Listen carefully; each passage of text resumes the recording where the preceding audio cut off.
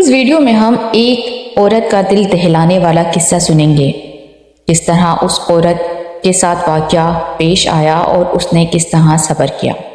میری ویڈیو آپ کو پسند آئے تو آپ اسے لائک کیجیے گا اور چینل کو سبسکرائب کیجیے۔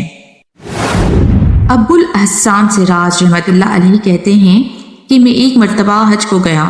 میں طواف کر رہا تھا کہ میری نگاہ میں ایک ایسی حسین عورت پر پڑی جس کے چہرے کا حسن چمک رہا تھا۔ میں نے کہا واللہ ایسی حسین عورت میں نے آج تک نہیں دیکھی۔ یہ اس کے چہرے کی ساری رونق اس وجہ سے ہے کہ اس کو کبھی کوئی رنج اور غم نہیں پہنچا۔ اس نے میری یہ بات سن لی، کہنے لگی تم نے یہ کیا کہا؟ واللہ میں غموں میں جکڑی ہوئی اور میرا دل فکروں سے آفتوں سے زخمی ہے اور کوئی بھی میرے غموں میں میرا شریک نہیں ہے۔ اس نے پوچھا کہ کیا ہوا؟ کہنے لگی کہ میرے خاوند نے قربانی کی ایک بکری ذبح کی۔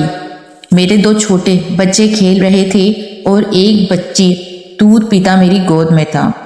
گوشت پکانے کے لیے اٹھی تو ان دونوں لڑکوں میں سے ایک نے دوسرے سے کہا میں تجھے بتاؤں کہ ابا نے بکری کس طرح ذبح کی؟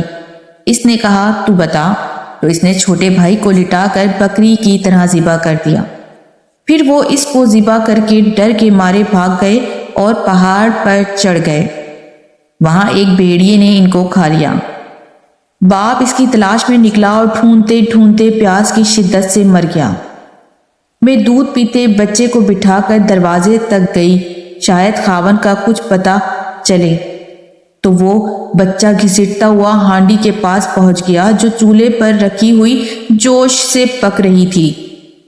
اس کو جو اس نے ہلایا تو وہ پکتی پکتی اس پر گر گئی، جس سے اس بچے کا سارا بدن کا گوشت جل کر ہڈیوں سے الگ ہو گیا۔ میری ایک بڑی لڑکی تھی جو اپنے خاوند کے گھر تھی۔ اس کو جب اس سارے قصے کی خبر پہنچی تو وہ خبر سن کر زمین پر گر گئی۔ اسی حالت میں اس کی بھی موت مقدر بن گئی، وہ بھی مر گئی۔ مقدر نے اس سب کے درمیان مجھ اکیلی کو چھوڑ دیا۔ میں نے کہا مصیبتوں پر تجھے کس طرح صبر آیا؟ وہ کہنے لگی جو شخص صبر اور بے صبری میں الگ الگ غور کرے گا وہ ان کے درمیان بہت بن بعید پائے گا۔ صبر کا انجام محمود ہے اور بے صبری پر کوئی اجر نہیں ملتا۔ پھر اس نے 3 شعر پڑھے اور چل دی، جس کا ترجمہ یہ ہے میں نے صبر کیا اس لیے کہ صبر بہترین اعتماد کی چیز ہے، اور اگر بے صبری سے مجھے کوئی فائدہ پہنچ سکتا تو کرتی۔ میں نے ایسی مصیبتوں پر صبر کیا کہ اگر وہ مصیبتیں سخت پہاڑ پر پڑتی تو وہ پہاڑ بھی ٹکڑے ٹکڑے ہو جاتا۔